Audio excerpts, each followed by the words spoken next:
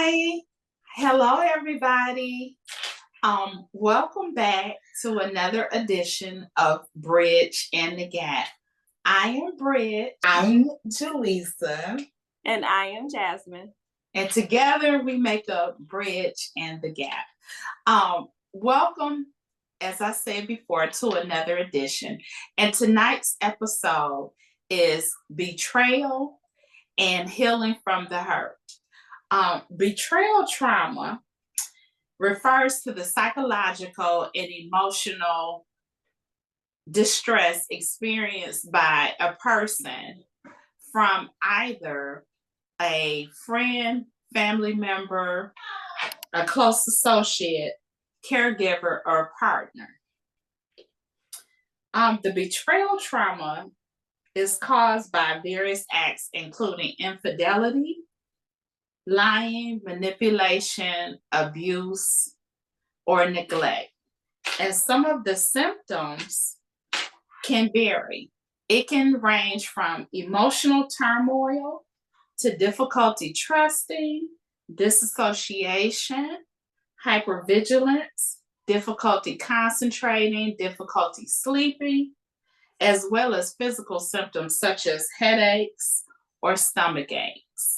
And I guess I will start first. I think we all collectively have dealt with betrayal in one form or another. But one specific incident that I had that happened to me several years ago was on two fronts. I had a very good friend who had a male friend. And it just so happened that they were all on vacation together in my city.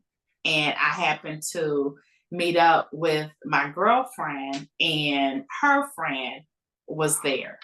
And so, according to her, the whole entire time, he wanted to get to know me better and everything. And unbeknownst to me, she knew him very well. In fact, so well that she knew that he was a womanizer.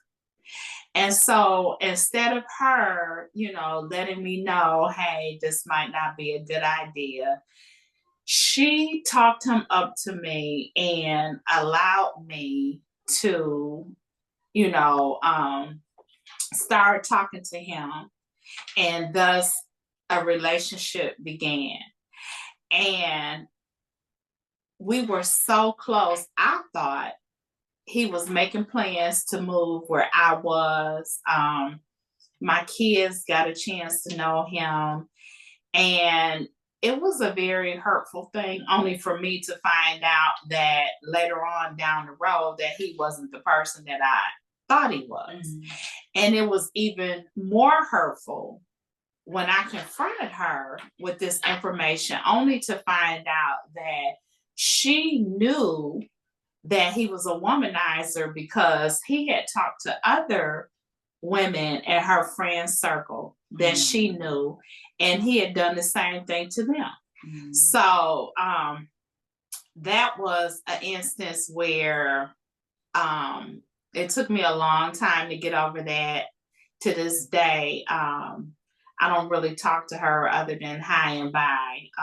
We don't have the relationship that we had, of course, mm-hmm. and never will. Mm-hmm.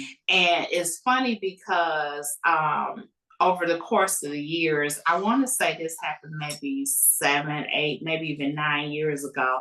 But over the course of time, of course, I've heard from him. And he has apologized several times. Mm-hmm. And I know that it's heartfelt.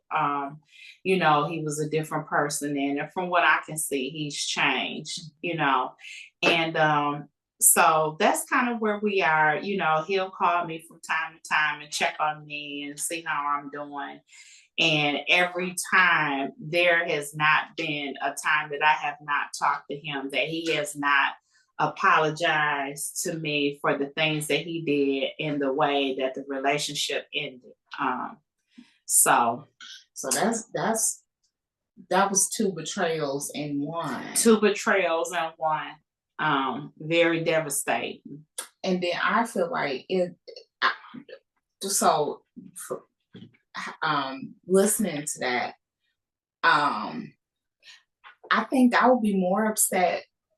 Were you more upset with your friend, considering I feel like friends are supposed to protect their girlfriends? Were you more upset with her or him? You know what, at first, when it first happened, I was more upset with her because I felt as though she knew the type of person that he was. Mm-hmm. And like I told her when we had a conversation about it, had the shoe been on the other foot, Mm-hmm. and it was one of my friends trying to talk to her, and I knew that he had this womanizing reputation, Mm-hmm. I would have told her.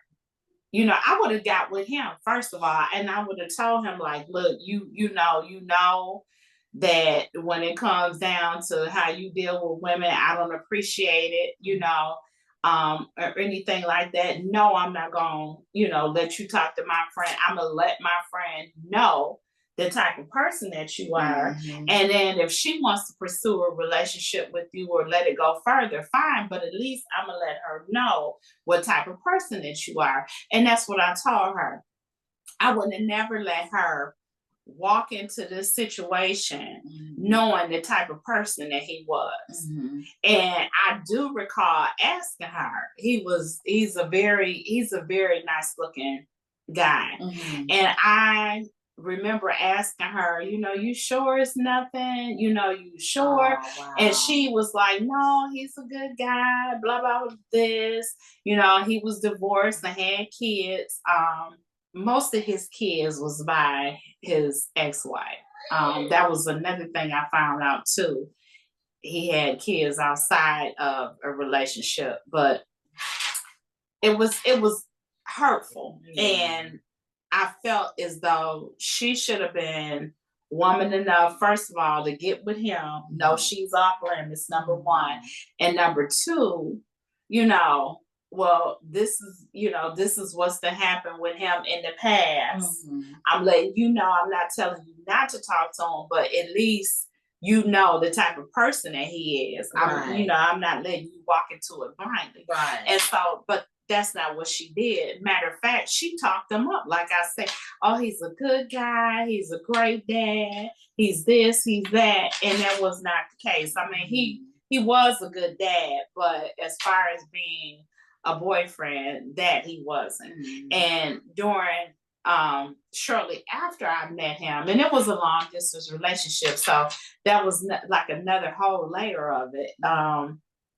And I expressed my concerns going into it, once we got to that point about it being a long distance relationship and how he felt about it and would he be able to do it. And, everything was like, yeah, this is what I want to do.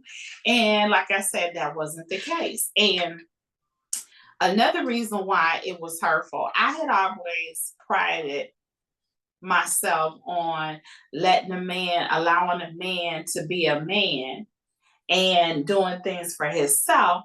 But we had kids at the time around the same age, and he had lost his job and Christmas was coming up. And so he didn't ask me, but I wanted to make sure that his kids had a good Christmas. So I kind of looked out for him in that aspect. So I was a friend to him, a good friend to him. And he betrayed me. And so, like I said before, if he's apologized to me once, he's apologized to me 100 times over the last 10 years, saying that he really hate things turn out the way that they did. He was a different person then, and how I looked out for him when his own family didn't. So, yeah. And before we continue, our lovely audience, we so appreciate y'all. We got a little bit of a technical difficulty going on right now, so we're gonna fix that real quick. and come right back. Okay, thank you so much for your patience. All right, now a question I did have for you, Mama, with that, because you said to this day you and your friend are not quite the same anymore. So what did you do to kind of heal yourself after a betrayal like that? Because like Jaleesa said, it was 2 betrayals in one. So how did you heal from that? I think when people betray you, they know that they betray you. And a lot of times if you don't address it head on, they'll act like nothing happened or they didn't do anything, or whatever happened was your fault or something like that. So the very first thing I did was I addressed it with her, and I told her where she was wrong. And I also told her how she made me feel and why I could not go forward with our relationship.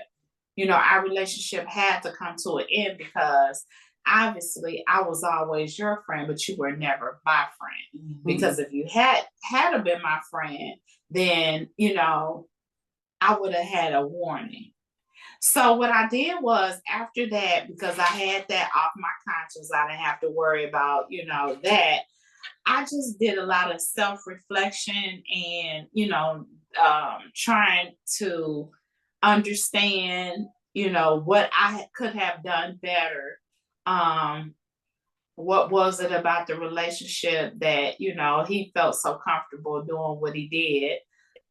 So basically, turn the lens inward, and, was just trying to work through it like that. Not saying it was my fault what he did, but what could I have done to prevent what happened from happening? So that was it. Didn't date for a long time, of course, because again, you have to be able to trust again. And I didn't want somebody else to come into my life and, based on what he did, make the new person pay for the sins of the old person. So that's basically how I handled it. Okay, now with you saying trust again, if that friend were to come to you today and apologize and then address things, do you think you would have the space open for maybe restarting that friendship again, or is the trust completely gone? The trust is, with that particular friend, the trust is completely gone because she had did other little things that were like semi shady, not necessarily to that degree, but you know how you want to give people the benefit of the doubt, which is what I did. Instead of just cutting her off when the first thing went down. So no. You gave chances. Okay. Yeah. I agree. I Yeah. think I don't think I would have space Mhm. for somebody like that. What about you, Jazz? If it was the very first time and they apologized, then I could work towards something, but like Mama said, they were already doing stuff before that I had overlooked. Yeah, I agree. Yeah. I agree. And then the second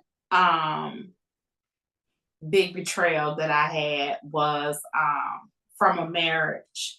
I was married, of course, and my husband and I had just purchased our second house.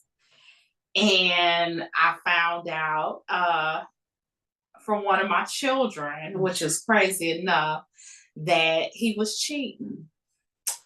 And that was a hurtful thing, of course, because of the fact that, like, if you knew that you didn't want to be in this relationship, why allow us to go through the motion of purchasing a house and all of this only for you to be cheating? Right. And I don't even think, honestly, looking back on it, I don't even think he lived in that house a month. Maybe 3 weeks he stayed there because he wound up moving back to our old house. I remember that.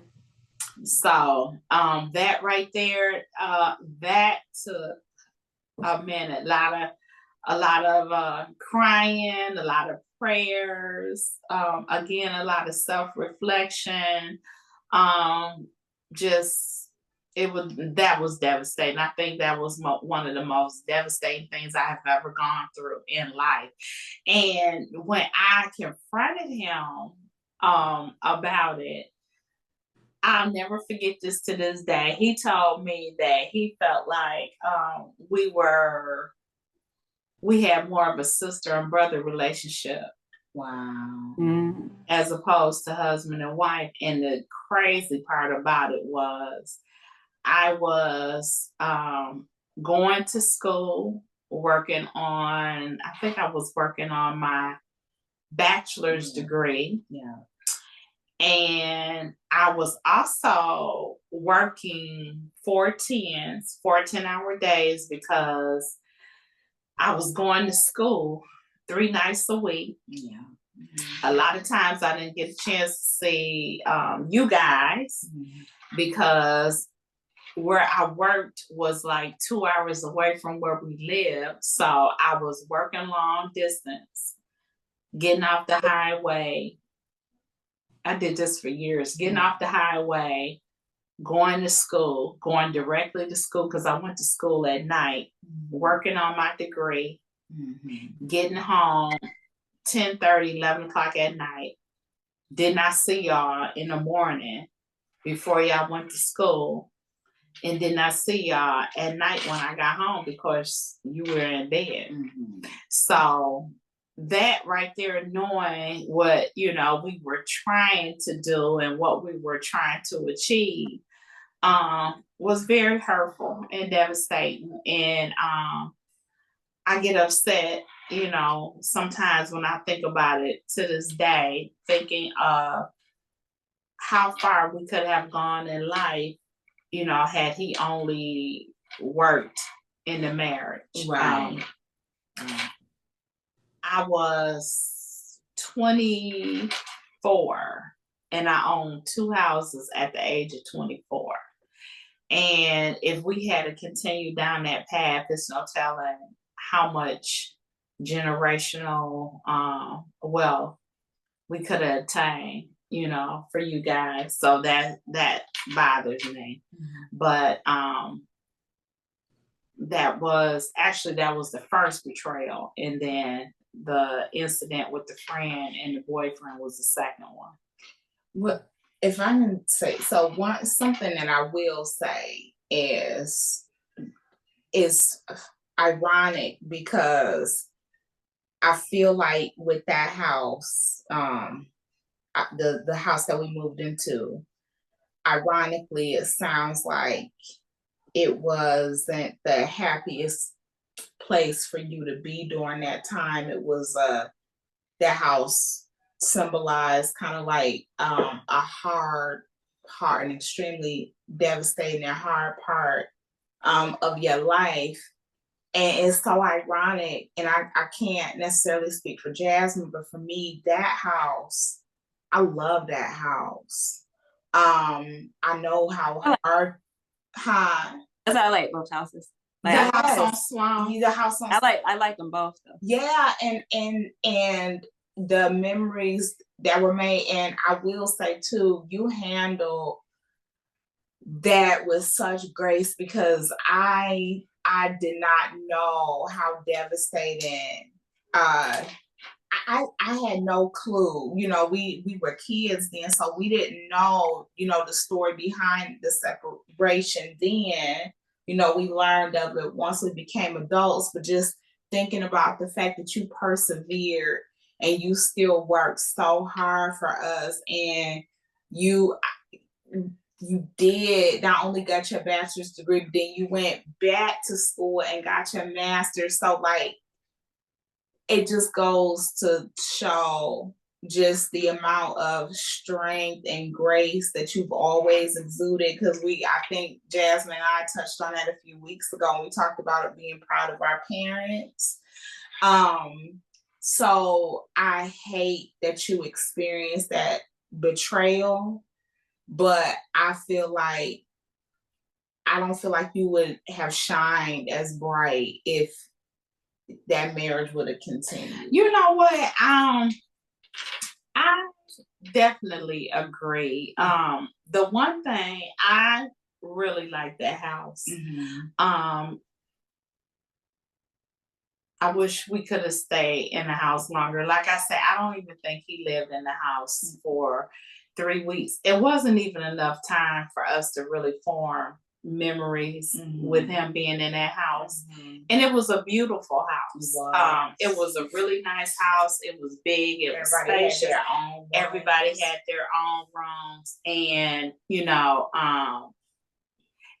my house payment, oh my God, my house payment was $600 a month. It was a 4-bedroom. It was a 4-bedroom. The only thing, I only had the 1 bathroom, but eventually I could have put another bathroom added on. But, you know, I'm sitting here thinking about it now that we're having this conversation. And once again, everything happens for a reason, and it happens in God's timing like it's supposed to. And we had the house, you know, the house served its purpose. We lived there. And then, like I said, I went on and got my degrees, and we moved on. And then we moved over to Detroit, you know, to the Livonia area. So everything happened like it was supposed to. And I will say, every time that we moved on to bigger and better things. So it happened like it was supposed to. Yeah.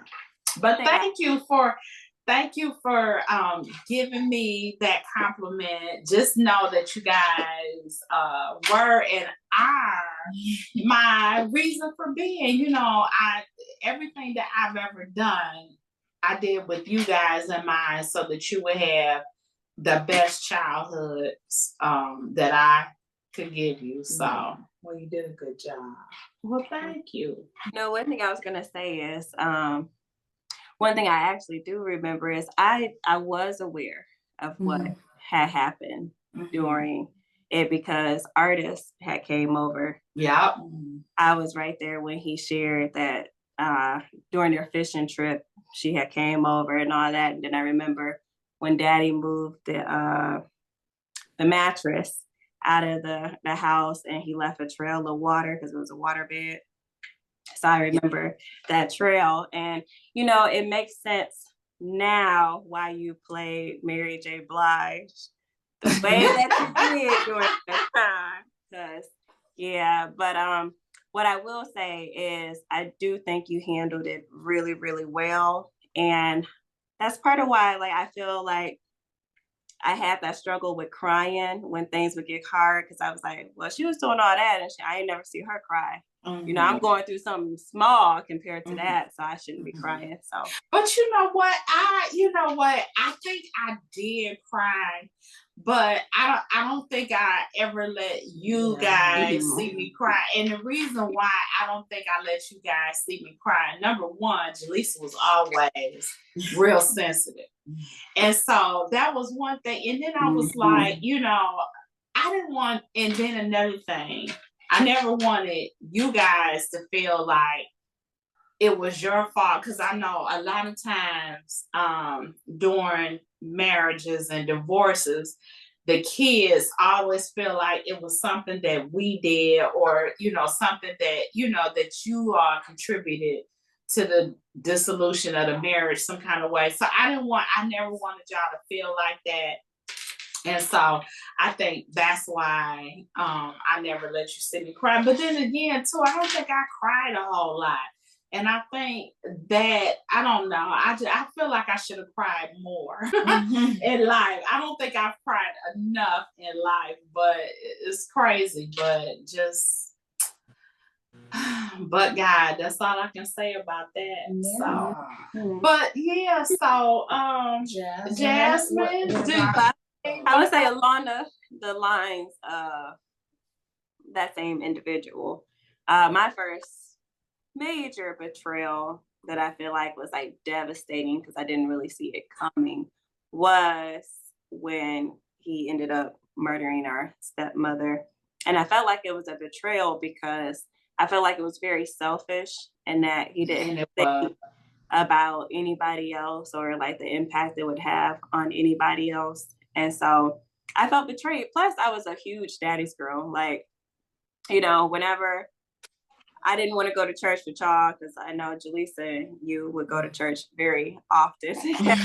And so whenever I didn't want to go, like, I would get to stay at home with them. And I remember we would drive around places, just him and I, or we would go get ice cream and do like little father-daughter stuff. So I don't know, I just felt very betrayed by that incident. And then I kind of felt a little guilty because it was like, well, I still have my mom. Like, there's two more children who don't have their mom or their father now. So I felt a little guilty for feeling the way that I felt. But at the end of the day, it still was a betrayal. It definitely was a betrayal. It was bad. Like it was bad. Mm-hmm. Yeah, so I didn't see it coming. So that would be like my first major betrayal. And then my second betrayal happened again because I didn't see it coming.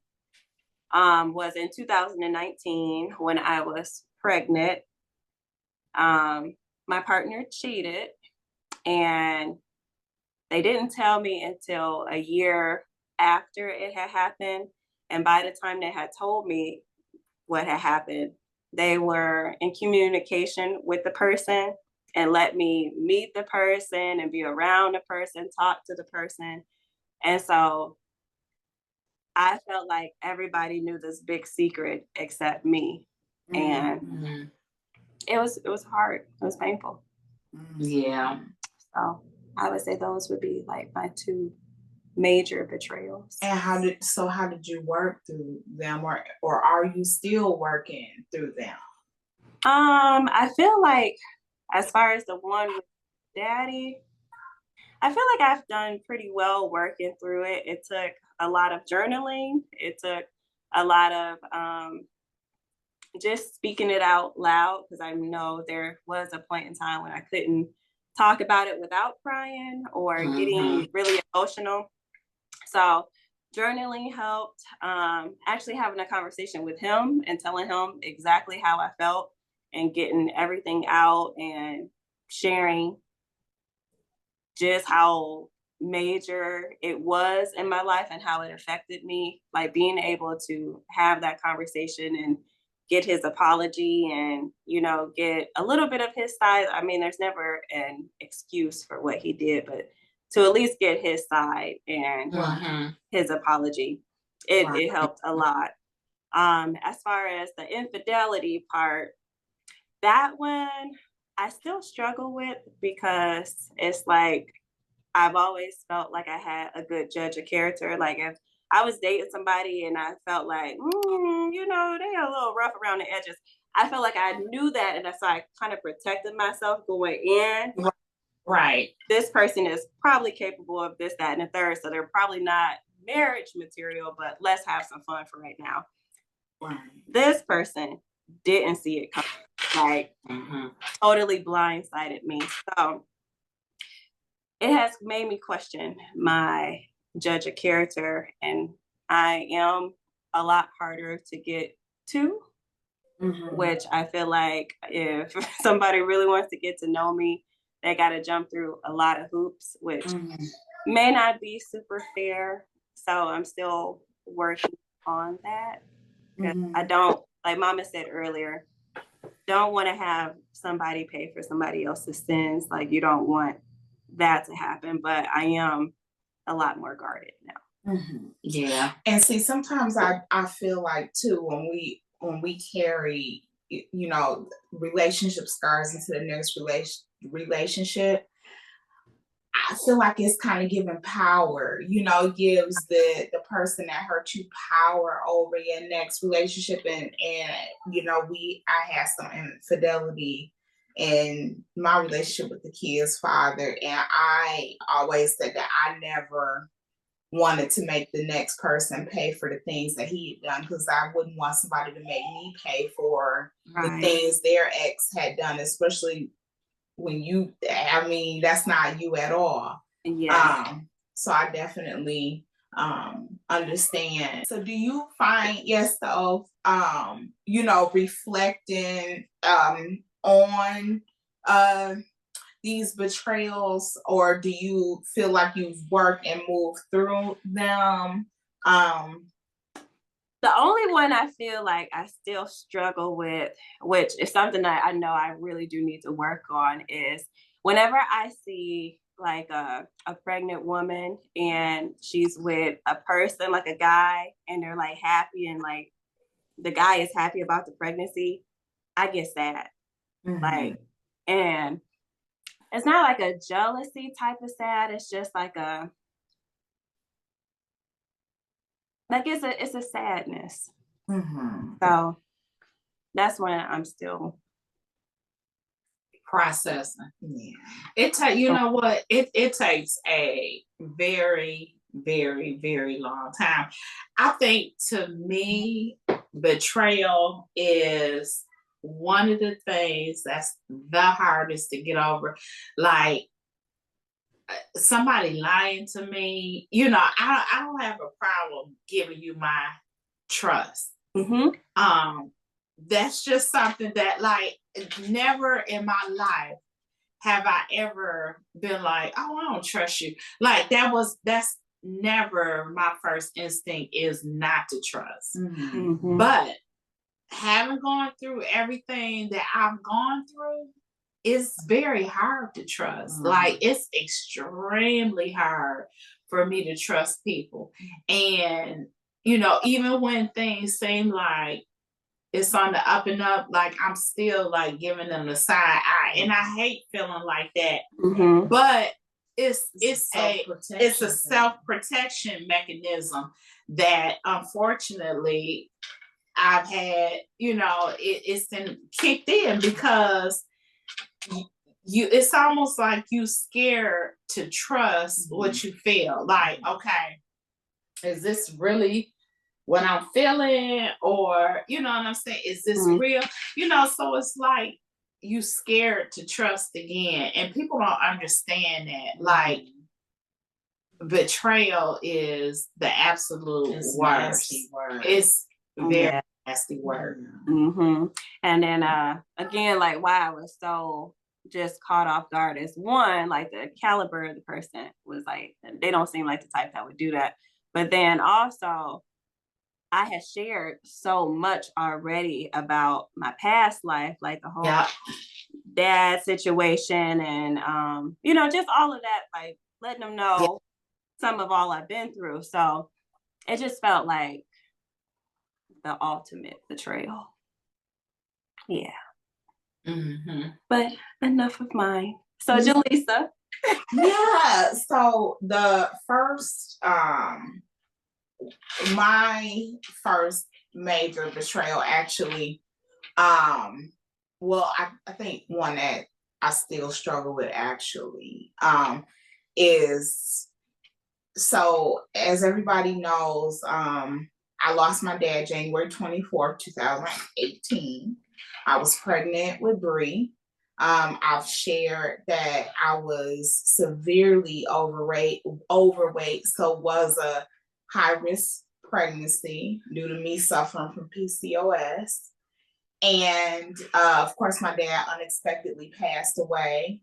But before that, I never really had a close relationship with my half siblings from him. But I always was really respectful to them around him because I knew that us being a family was super duper important to him. And when he died, I was not in a place to fly to his funeral in New Jersey, where everybody happened to be. And then in addition to that, I was embarrassed because the last time they saw me, I want to say I was maybe like 140 pounds. I was in shape. I felt the best I ever felt in my life. And then you fast forward to this, I'm 320 pounds. I did not look anything like myself. And I knew that because I experienced high levels of stress being around my siblings and behind some of the things that they would say, the inappropriate things that they would say to me. I just felt like it was not a good idea for me to go to his funeral. And so, in addition to my sister saying some very nasty things to me before that occurred, they had called me to find out exactly why I wouldn't be at his funeral. And I let my guard down. I was open. I was honest. Unbeknownst to me, they had me on speakerphone around a room full of people that I did not know. And I explained that I was 320 pounds. I was a high-risk pregnancy. I had all of these medical things going on. And somebody yelled out, "Damn," while I'm pouring my heart out to who I thought were just my siblings in the room. And when I tell you, all you could hear were multiple people laughing at my pain. That was something that I am like still angry about. I'm working through it, and how I know I'm still angry about it is because that happened in 2018. I've not talked to my sister since 2018. And I guess the best way that I've dealt with that particular betrayal is, I know this is a character flaw, but I've cut them off. I feel like my dad is not here anymore. The only reason why I try to sustain a relationship with them was for him. And because he is not here anymore, I don't have to subject myself to disrespect or hurt or things that I don't like or that don't make me feel good. And so I like to think that because I'm okay with having cut them off, that this is still a work in progress. But then again, I'm content. So, I don't wonder about what they're doing or how they're doing. I don't think to call and ask. Again, this may be a character flaw. I do know that when I'm hurt, my coping mechanism is to cut, people off. Especially because I just feel like with family, it's one thing for a stranger to betray you.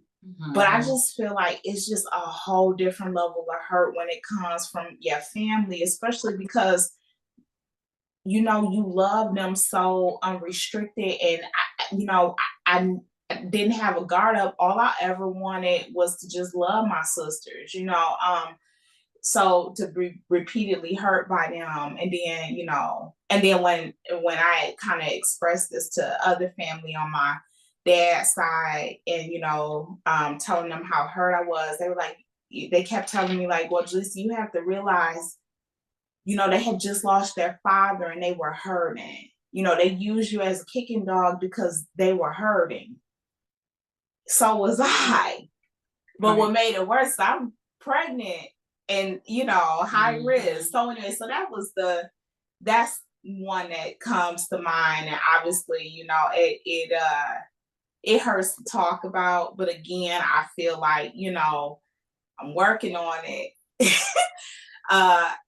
It's easier to talk about now than it was in 2018. So, and then my other one is real quick. Have they ever tried to reach out and apologize? One has, and I really, really, really I've forgiven her, but that's all I wanted to be. I don't harbor any bad or ill feelings for her. I love her as much as you can love a half sibling that you really don't know.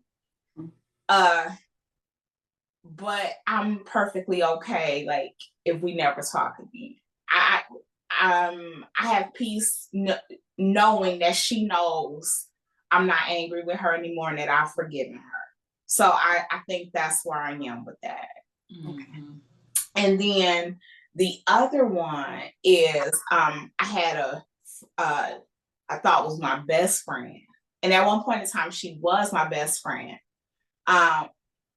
but she also had a lot of healing that she needed to do that she hadn't put the work in yet. And something that she would do with not just me, but people that she was close to, if we disclose really personal secrets or well, essentially secrets to her, during times of vulnerability or, or discussions or just conversations. Because I think, with friendships, especially best friendships, you open up and you share some really deep, dark, personal things.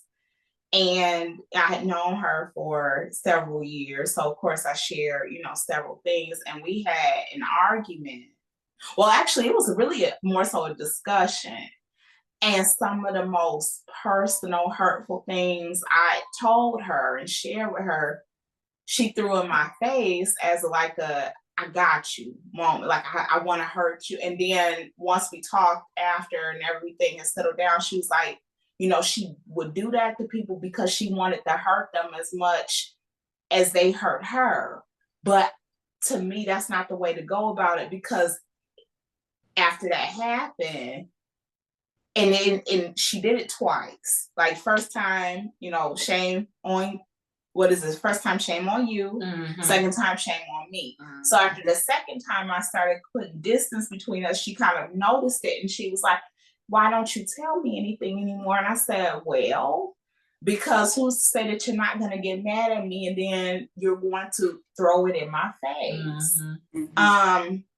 And so that, with that and with her, something that I took away from that is unless I'm okay with hearing it again, I do not share super personal information when it comes to, new people that enter my life.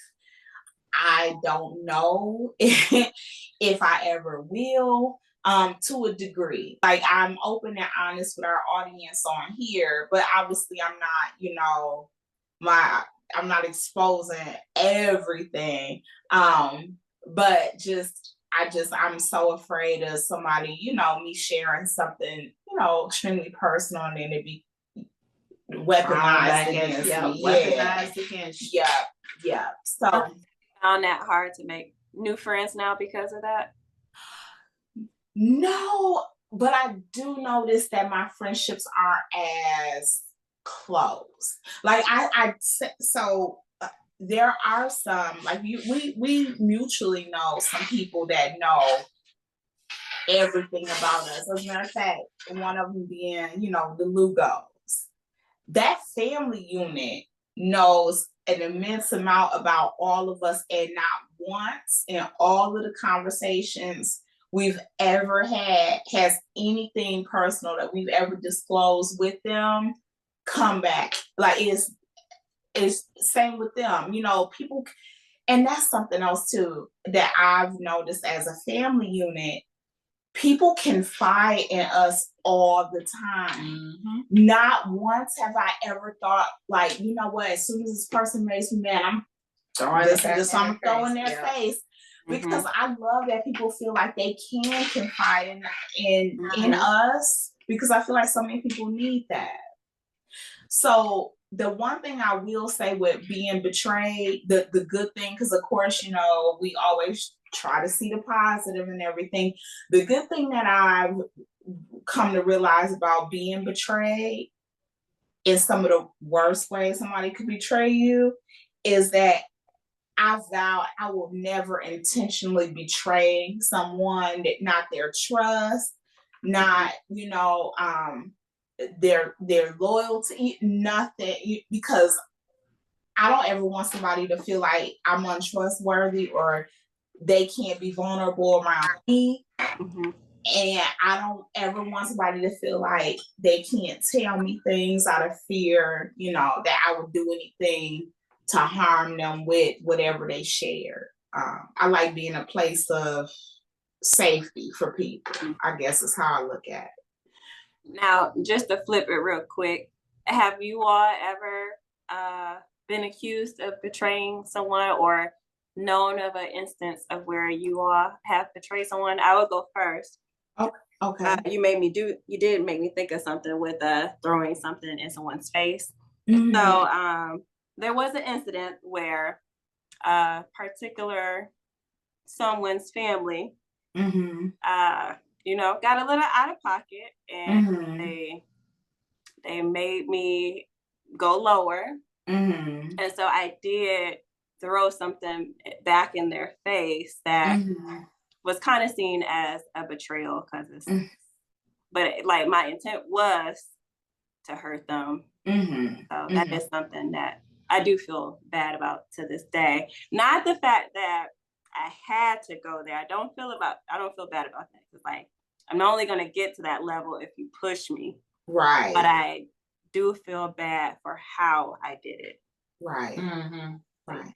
So you say you were, you were trying to hurt them because they had pushed you, and that makes sense. The one time I was accused, you know what? Actually, it was thrown in somebody's face, but I did not intend for it to be that way. So when I found out about,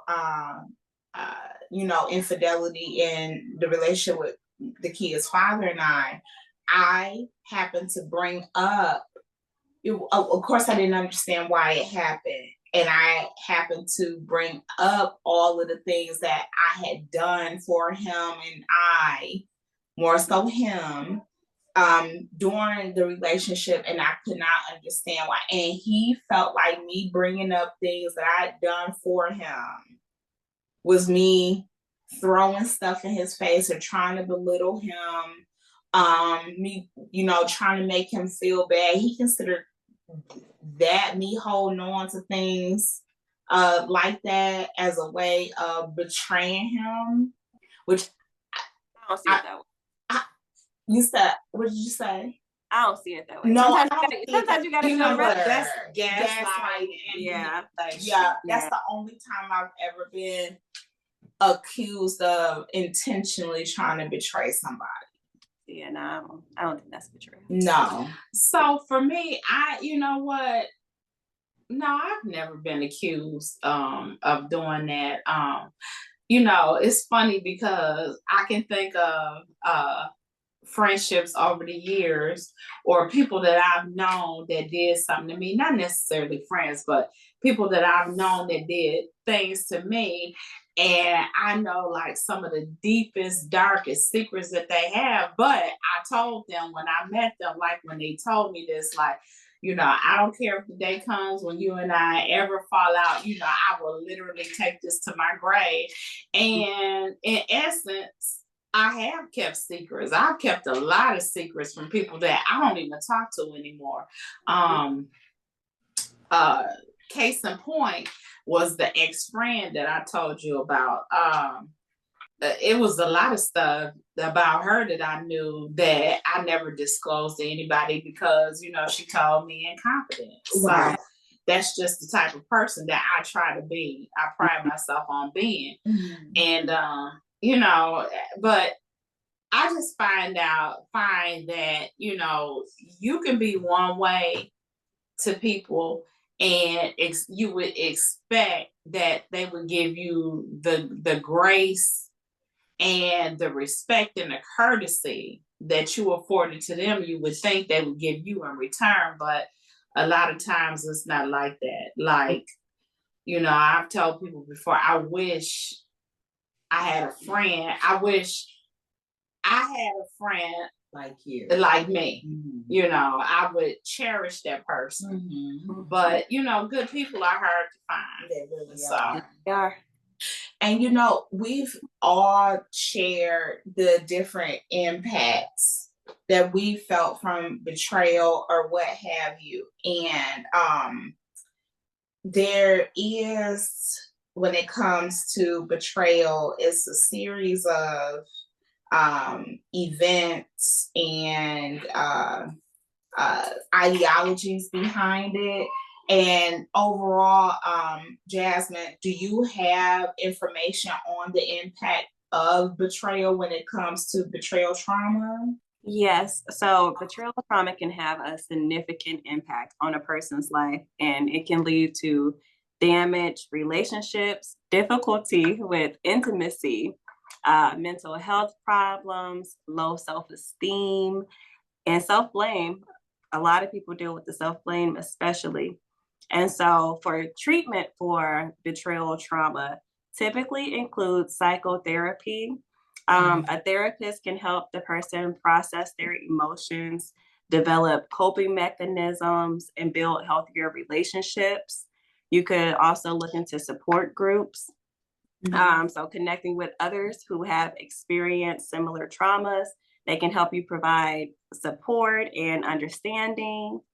And then lastly, medication. In some cases, medication may be prescribed to manage symptoms such as anxiety or if someone is suffering from depression.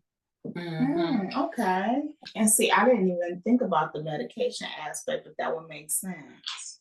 Do you all feel like you've ever reached a point where you needed medication?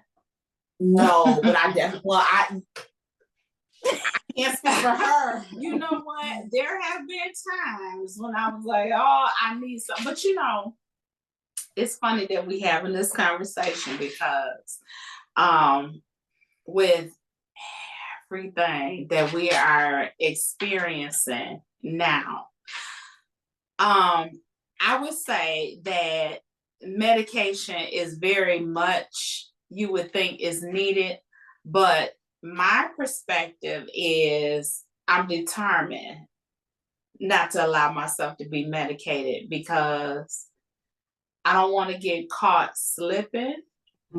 I don't want to be medicated and not being able to feel my emotions because it's a good thing. Sometimes, you feel hurt, but it's a good thing because at least you feel something. I don't want to get so just, how can I say it, medicated to where I'm a zombie and I don't know what's going on and I can't feel. So I am determined that I'm not going to be on medication. I'm going to face everything face forward and deal with things as they come and work through it because we are not always going to have medication, and medication is not always the best thing for us. Right. That's true.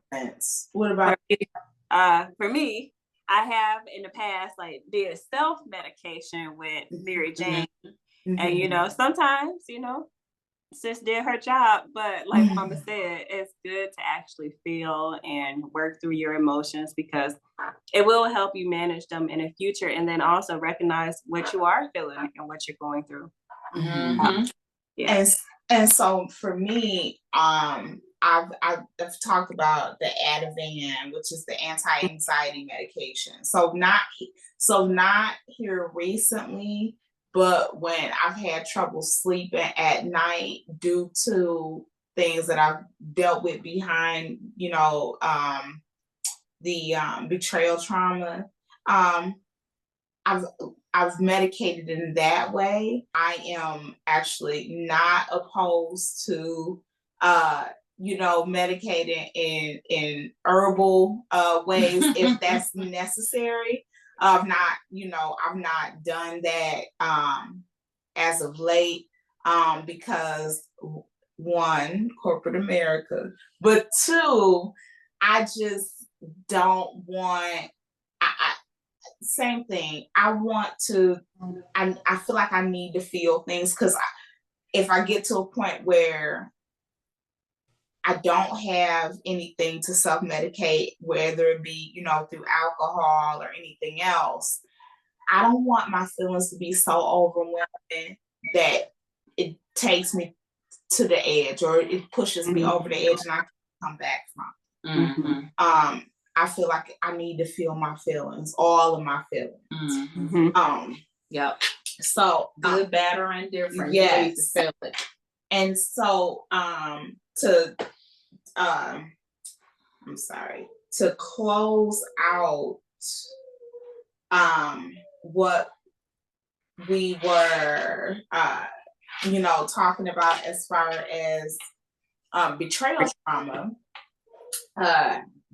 We kind of touched on this a little bit, but the last part is recovery.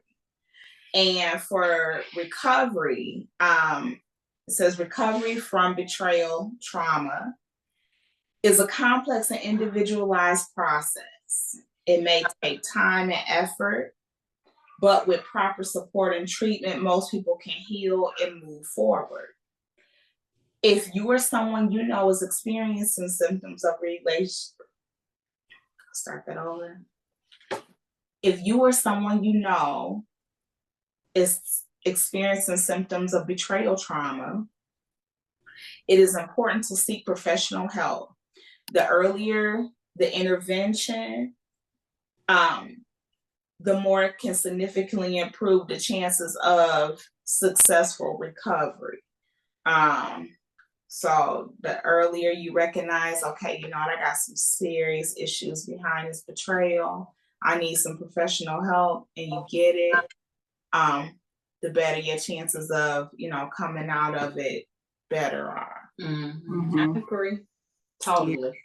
And in healing times, they all vary. Absolutely. Yes. Everybody heals in their own time and in their own ways. What might work for me might not necessarily work for you, and vice versa. Right. And then did anybody want to share anything else on betrayal trauma before Jasmine touches on what we are to look forward to with the next episode? The only thing I would like to say is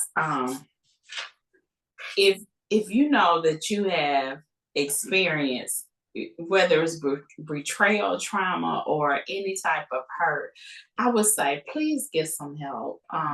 Don't pass that on to another person and put all that off on them. We all have red flags. That's definitely a red flag, and it's never too late to get healed. So that would be my only advice.